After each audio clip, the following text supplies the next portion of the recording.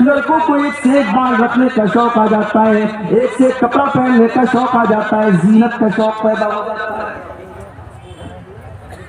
ابھی مولانا نے بیان کیا، ہمارے مولانا جمال الدین صاحب نے نوجوانوں میں بال کے بارے میں۔ اب یہ سب تقریروں میں بس بیان ہوتا ہے، ورنہ ہیئر اسٹائل تو ایسی ہے ماشاءاللہ کہ جب پوچھیے ہمارے نوجوان کو ایسے بال رکھتے ہیں کہ کبھی کبھی تو ڈاؤٹ ہونے لگتا ہے کہ یہ آ رہا ہے کہ آ رہی ہے، ایسے بال رکھے جا رہے ہیں۔ آج کل ایک نیا دور چلا ہے ہاتھوں میں ٹیٹو بنوانے کا، گردن پہ ٹیٹو بنوانے کا، فیشن کے نام پر کچھ بھی کرنے کے لیے تیار ہے ہمارا نوجوان، چاہے وہ لڑکا ہو چاہے وہ۔ میرے پیارے ساتھیو، اسلام آپ کو فیشن سے منع نہیں کرتا، جاؤ بڑے کھلے الفاظ میں کہتا ہوں، اسلام آپ کو فیشن سے منع نہیں کرتا، آپ ایک سے ایک کپڑا پہنو، اسلام کوئی منع نہیں کرتا، خوبصورت سے خوبصورت بال رکھو، اسلام منع نہیں کرتا، ہاں شریعت کی لمٹ کے اندر رہ کر کے آپ کو رکھنا ہے۔ لڑکیاں وہ کپڑا پہنے جو ان کے پورے بدن کو ڈھانپتا ہو، وہ شلوار سوٹ بھی پہن سکتی ہیں، اگر پورے بدن کو ڈھانپنے والی ساڑی ہے تو وہ ساڑی بھی پہن سکتی ہیں، وہ گھر کے اندر اگر ایسا کوئی لباس ہے جس سے ان کے پورے بدن کو وہ لباس چھپا رہا ہے تو وہ لباس وہ پہن سکتی ہیں۔ اسلام میں لباس کو لے کر کے کوئی ڈریس کوڈ نہیں بنایا گیا، کوئی یونیفارم نہیں بنایا گیا۔ ہمارے نوجوان بھائی، کوئی ضروری نہیں کہ آپ کرتا پائجامہ پہنے، ساؤتھ انڈیا کے اندر تو مولوی لوگ بھی پینٹ شرٹ پہنتے ہیں، جمعہ کا خطبہ دینے والا مولوی بھی پینٹ شرٹ پہنتا ہے، کوٹ اور پینٹ پہنتا ہے۔ یہاں اگر ہم پینٹ کوٹ پہن کر کے آ جائیں اور کٹیہار اسٹیشن پہ جلسہ والے ریسیو کرنے کے لیے پہنچ جائیں تو ناراض ہو جائیں۔ یہاں تو مولوی کا مطلب صاحب، مولوی بیچارہ وہ دوسرے سیارے سے آیا ہے، دوسرے زندگی، دوسرے دنیا کی مخلوق ہے، سارا زمانہ پینٹ شرٹ پہن سکتا ہے، مولوی بیچارہ نہیں ہے۔ مولوی تو کرتا پائجامہ نہیں اچھا لگتا۔ تو اسلام نے ڈریس پر کوئی پابندی نہیں لگائی، ہاں مرد حضرات اگر ہے ان کا کپڑا ٹخنے کے اوپر ہونا چاہیے۔ نماز کی حالت میں آپ کوئی ایسا کپڑا نہیں پہن کر کے نماز پڑھ سکتے جس میں آپ کا کندھا کھلا ہو اور گھٹنے سے لے کر کے ناف تک کا حصہ یہ مرد کا سطر ہے جو نماز کے اندر تو ہر حال میں چھپا ہونا چاہیے اور عام حالات میں بھی چھپا ہونا چاہیے، کوئی مجبوری ہو تو نہ۔ گھٹنے سے لے کر کے ناف تک کا حصہ اور کندھا ڈھکا ہونا ضروری ہے نماز میں۔ عورت نماز پڑھ رہی ہے تو اس کی ہتھیلی اور چہرے کو چھوڑ کر کے باقی پورا بدن چھپا ہونا چاہیے۔ ہمارے یہاں بہت ساری عورتیں ہاتھ آستین کا کپڑا پہنتی ہیں، اتنا ہاتھ ان کا کھلا رہتا ہے۔ معاف کیجیے، اگر آپ اس کپڑے میں نماز پڑھ رہی ہیں تو آپ کی نماز صحیح ہے۔ نماز کی حالت میں آپ کا کپڑا صرف ہتھیلی اور چہرہ کھلا ہونا چاہیے، باقی پورا بدن آپ کا چھپا ہونا چاہیے۔ تو اسلام نے پابندی کہاں لگائی میرے بھائی؟ آپ بال رکھو مگر انسان کے جیسا بال رکھو۔ یہ آدھا بال ہے اور آدھا ٹکڑا ہے، یہ کون سا بال ہے؟ یہ قضا ہے جس کو اللہ کے نبی نے لعنت فرمائی ہے، اور ہمارا نوجوان وہ سمجھ رہا ہے کہ بہت اچھے لگے۔ کچھ نوجوانوں کو دیکھا کہ وہ کان میں بالی پہنے ہوئے ہیں، کچھ نوجوانوں کو دیکھا کہ وہ ہاتھوں میں کڑا پہنے ہوئے، سمجھ میں نہیں آتا یہ مسلمان ہے کہ غیر مسلم ہے۔ داڑھی تو ویسے ہی نہیں ہے، بال لمبے لمبے ہیں، کانوں میں بالی ہے، منہ میں گٹھا دبائے ہوئے ہیں، ہاتھوں میں کڑا بھی پہنے ہوئے ہیں، اب کیسے پتہ لگے گا کہ مسلمان ہے کہ غیر مسلم؟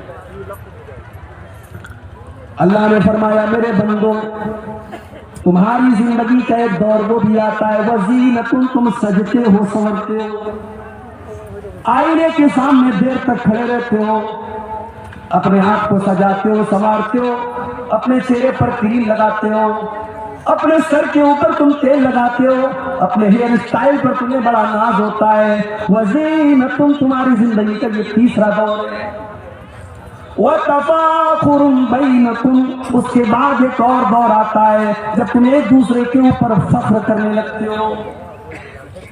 میں لاکھ روپیہ کما رہا ہوں، ارے تم تو 50,000 کما رہا ہے، میں تو لاکھ روپیہ کما رہا ہوں.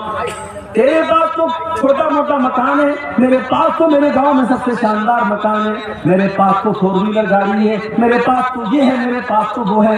ایک ایسا دور بھی آتا ہے جب انسان کمپٹیشن کرنے لگتا ہے، جب مقابلہ کرنے لگتا ہے، جب پرتی اسپردھا کرنے لگتا ہے، جب ایک دوسرے سے آگے نکلنے کے چکر میں پڑ جاتا ہے. وَتَكَاثُرٌ فِي الْأَمْوَالِ وَالْأَوْلَادِ.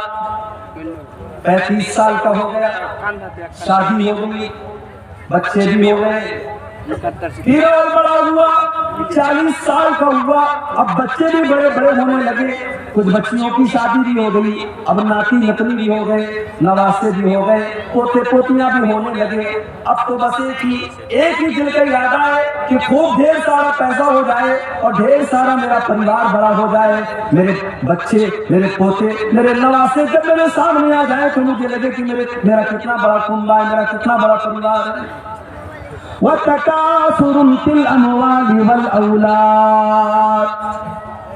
میرے بندو، جب تم بڑھاپے کو پہنچ جاتے ہو تو اب تمہاری زندگی کا بس ایک ہی مشن ہے کہ ڈھیر سارا مال ہو جائے اور ڈھیر سارے بچے اور اولاد ہو جائے.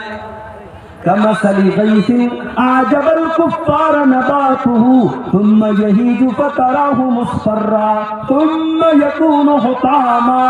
میرے بندو، جب آسمان سے بارش ہوتی ہے تو زمین سے جو پیداوار نکلتی ہے وہ پہلے ہری بھری ہوتی ہے، پھر وہ پیلی ہونے لگتی ہے، پھر وہ پکنے لگتی ہے، اور پھر ایک ٹائم ایسا آتا ہے جب کھیت کو کاٹ دیا جاتا ہے، دھان کے کھیتوں کو کاٹ دیا گیا، پورا میدان صفا چھٹ ہو گیا. میرے بندو، ایک دن تمہاری زندگی کی فصل بھی کٹ جائے گی، ایک دن تمہاری جوانی ڈھل جائے گی، ایک دن تمہاری خوبصورتی ختم ہو جائے گی، تمہارا پیسہ ختم ہو جائے گا، تمہاری دولت ختم ہو جائے گی، تمہارے بدن کی طاقت ختم ہو جائے گی، تم کٹی ہوئی فصل کی طرح ہو جاؤ گے. اب آ جائیے آپ واپس قرآن کے 30 میں پارہ. الہاکم التکاثر.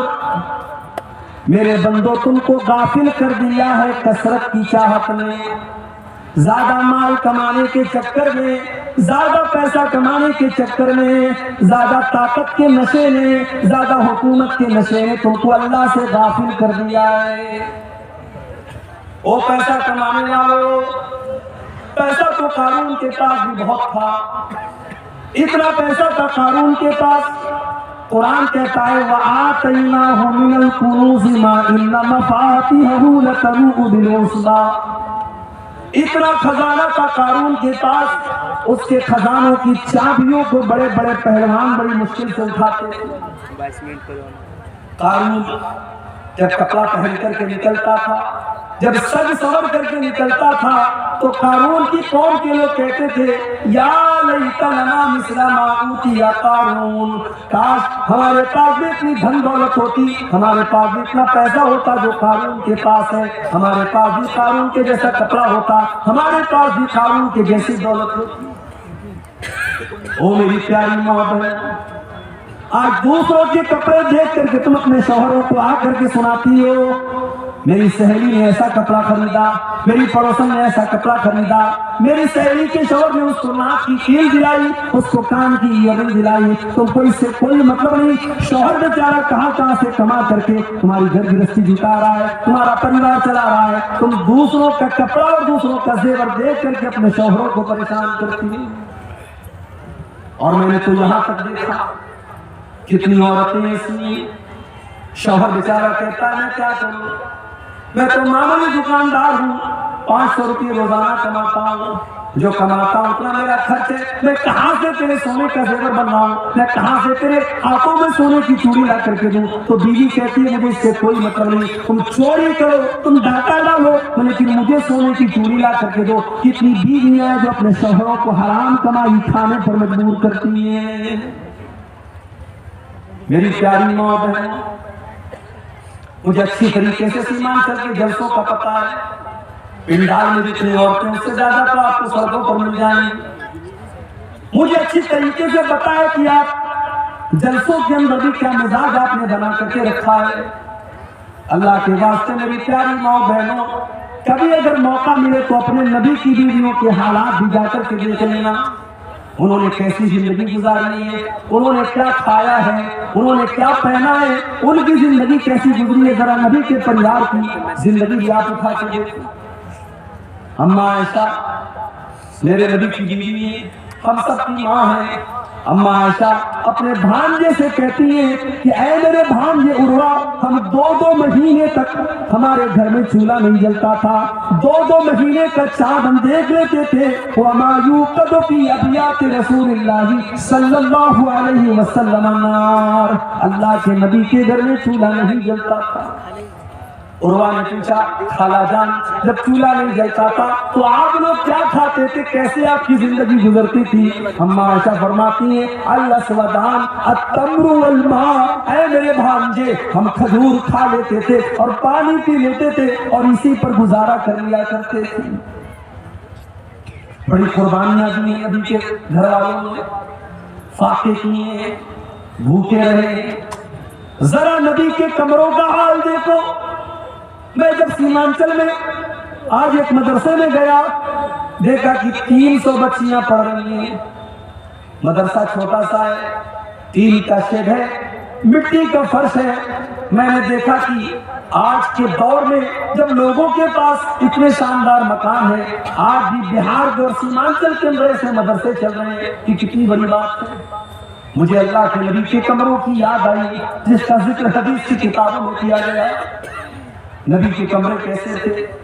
हदीस में आता है मिट्टी का फर्श होता था, खजूर के पत्तों का और खजूर के दरख्तों का पिलर होता था और उसका छप्पर होता था। एक मामूली सा टाट का पर्दा लटका रहता था और छत की हाइट इतनी कम थी कि अगर हाथ उठाया जाए तो हाथ छत से टच कर जाता था। ये छोटे छोटे कमरे थे, ये प्यारे नबी का कमरा होता था। ये कमरे छोटे थे, इसमें कोई मार्बल नहीं था, इसमें कोई लाइटिंग नहीं थी, इसमें कोई डेकोरेशन नहीं था, इसमें कोई दुनिया के एतबार से कोई खूबसूरती नहीं थी, मगर इस कमरे की ये खासियत थी, यहाँ पे कुरान की आयतें नाज़िल हुआ करती थी, यहाँ जिब्रील अमीन आया करते थे, यहाँ अल्लाह का फरिश्ता आया करता था, यहाँ अल्लाह के प्यारे नबी सोया करते थे। जब अब्दुल मलिक बिन मरवान का दौर आया और मस्जिद नबी को जब और लंबा चौड़ा किया जाने लगा, जब उसके विस्तार की योजना बनाई गई तो ये तय किया गया कि अल्लाह के नबी के कमरों को तोड़ दिया जाए। उस जमाने में हजरत सईद इब्न मुसय्यब जिंदा थे, जो बहुत बड़े ताबई थे।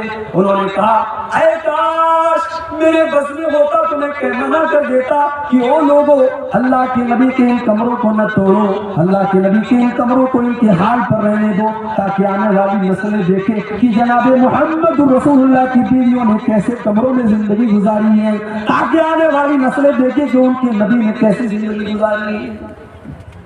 ओ मेरी प्यारी माँ बहनों, आज आपके अंदर सब्र नहीं है, आज आपके अंदर कनात नहीं है, आज शौहर को हराम कमाई खाने पर आप मजबूर कर रही हैं। आज दूसरों का नाखून आज देख करके, गंजों को देख करके कहा जाता है कि दूसरों को नाखून निकल जाता है। आज वो हालात हमारे हो गए, दूसरों की दौलत देख करके, दूसरों के जेवरात देख करके, दूसरों के कपड़े देख करके हमारे